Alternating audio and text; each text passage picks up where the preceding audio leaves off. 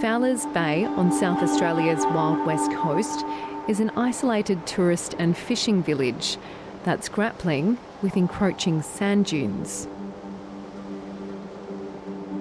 And believe it or not, the historic part of this town is already completely buried.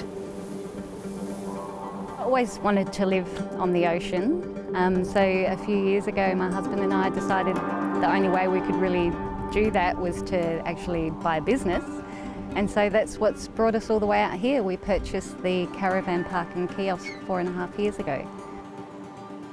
Fowler's Bay has experienced some extreme weather events, and what locals will tell you will blow you away.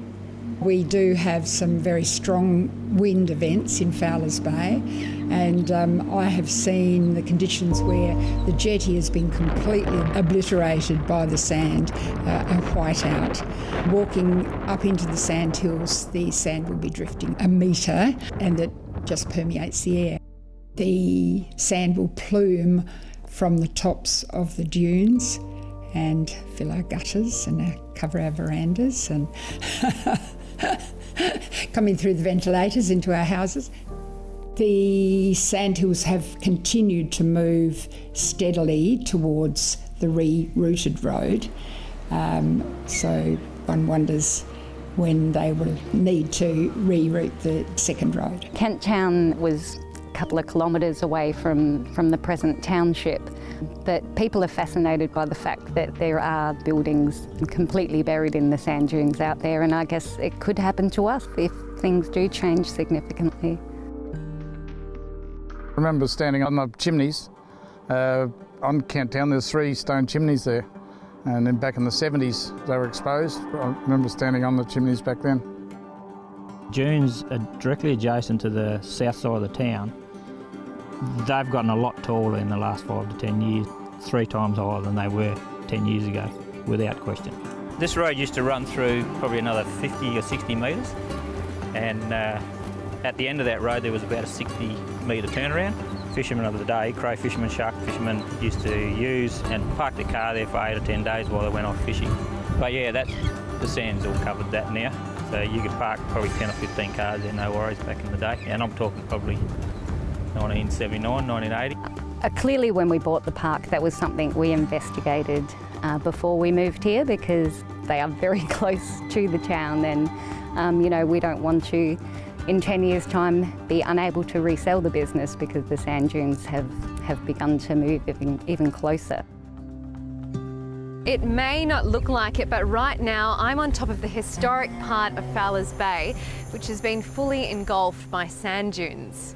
Locals don't want any more coastal instability, but experts say climate change could impact the future of this town. The CSIRO have estimated that we will see a 30% decline in rainfall across that region by 2100 or so. 30% decline is really significant in terms of climate change for that area. So we would expect to see possibly a decline in vegetation cover, but certainly, you know, the greater aridity will likely mean greater rates of migration of dune fields and potentially greater activity due to the far less rainfall, particularly because that rainfall decline is going to happen in spring.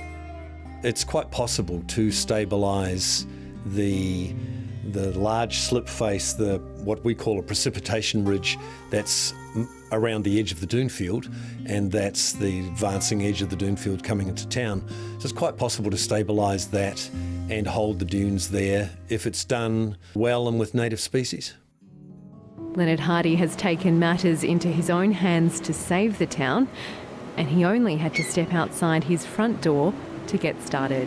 The starlings have been sitting up in the trees, so they've propagated some boobiella trees for us, so I'm just digging them up and transferring them to the sandhills.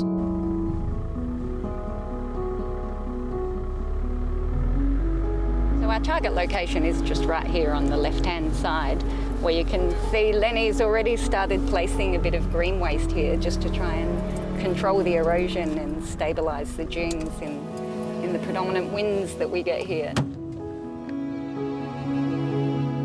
We're doing that because the sand, the way it's going, is going to go over the bitumen road going out to Kirriby. Okay. So I've dug up some stuff here this morning.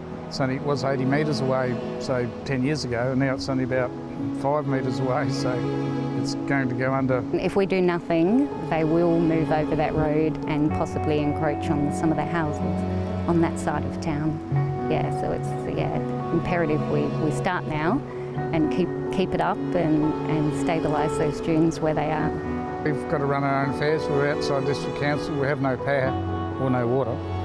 We get our water from the sandhills or simply with the rainwater tanks.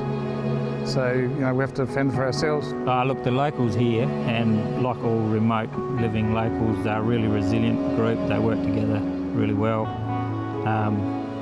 When there's nobody else that can do it for you, you've got to do it for yourself, and these guys are a really good example of that. Yeah, we all will help one another, and you have to in a small town.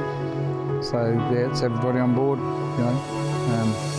that's how we work, that's how you achieve something.